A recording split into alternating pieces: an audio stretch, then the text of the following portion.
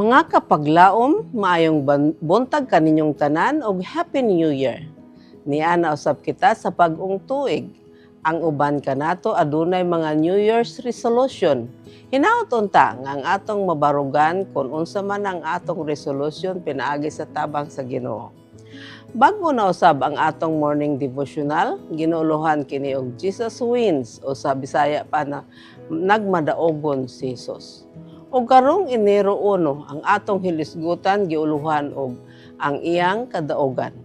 Ang atong teksto makita sa Juan 16:33. Gisulti ko kini kaninyo aron nga dinhi kanako makabaton kamong kalinaw. Dinhi sa kalibutan aduna kamoy kagul-anan, apan sumalig kamo gidaog ko na ang kalibutan.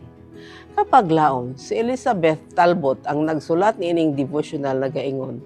Nadungog ko na kini nga sugilanon kaniadto ug nahibaluan ko na ang katapusan apan nakapukaw gihapon kini kanako sa matag higayon nga isgutan kini sa akong amahan sa usa ka wali. Ang sugilanon mahitungod sa usa ka bata nga lalaki nga nahigugma ug nagdaig sa bida sa usa ka serye sa libro. Bago pa siya nakapalit sa labing bag-o nga libro ug nakaamgo nga kini nga libro lahi ra kaayo.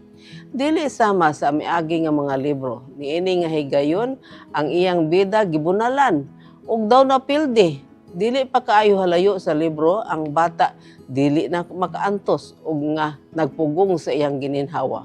Milaktaw sa katapusang kapitulo.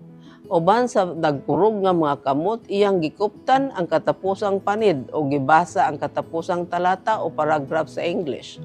Og dito sa katapusang mga hugpong sa pulong sa sugilanon, iyang nadiskubrihan nga bisan pa sa daghang kapildihan, ang iyang bida mauman di ay ang mananaog ug ang kontrabida gilaglag.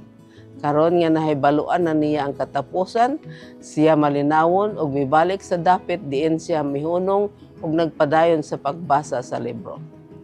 Niini nga higayon nga adunay bag-ong kasayuran sa matag higayon nga ang kontrabida daw nagdaog ang ang batanon moingon sa makusog kun nahibaluan pa niya ang akong nahibaluan. Kung nahibaluan palang niya ang akong nahibaluan. Isultihan kita ni Jesus sa katapusan sa sugilanon. Siya nagmadaogon, dugang pa iyang gisulti ang kalainan sa duha ka katinuoran, sa iyang kaugalingon ug sa kalibutan. Diha kaniya kita makabaton og kalinaw, apan sa kalibutan kita adunay kagul-anan. Bersikulo 33. Human ipahibalo sa mga tinunan ang ilang nagsingabot nga kaugalingong kapakyasan, bersikulo 32, si Jesus nagpahayag nga diha kaniya sila makabaton og kalinaw. Matag adlaw atong atubangon ang pagpili kung hain nga katinuoran ang atong hatagan og gahom. Ang kalibutan ba og mga kasamok niini nga sigurado nga moabot. Ang gugma o kalinaw sa sulod nga atong makaplagan diha kang Hesus nga nagtutok sa iyang naangkon nga kadaogan sa cross. Kapaglaom, sama sa kaso sa pasiuna nga sugilanon, dako kaayo ang kalahian sa pagkahibalo kung unsa nga paagi matapos ang sugilanon. Kung kita mag-atubang sa sakit, kamatayon, pagkawala og lain-laing mga kasamok, hinumduman nato nga ang daotan usa ka gibuntog nga kaaway. Sa dihang ang tigsulat niini nga devotional, nagpost sa lagway sa kamot sa iyang amahan ibabaw sa iyaha, aron ipahibalo ang pagtaliwan sa iyang amahan, iyang gidugang ang hugpong sa mga pulong nga mao na karon ang uluhan niini mga devotional nga libro. Nagmadaogon si Jesus. Ang madaogong gugma ni Jesus maong sukaranan sa atong pagtuo. Unsa man ang imo og akong tubag niini? Magampo kita.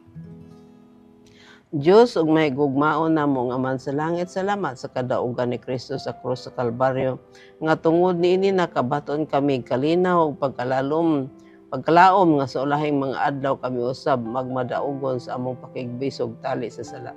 Tabangi kami Ginoong ug hatagi kami sa imong gahom aron kami makapadayon sa among pakigbisog sa ngalan ni Hesus. Amen.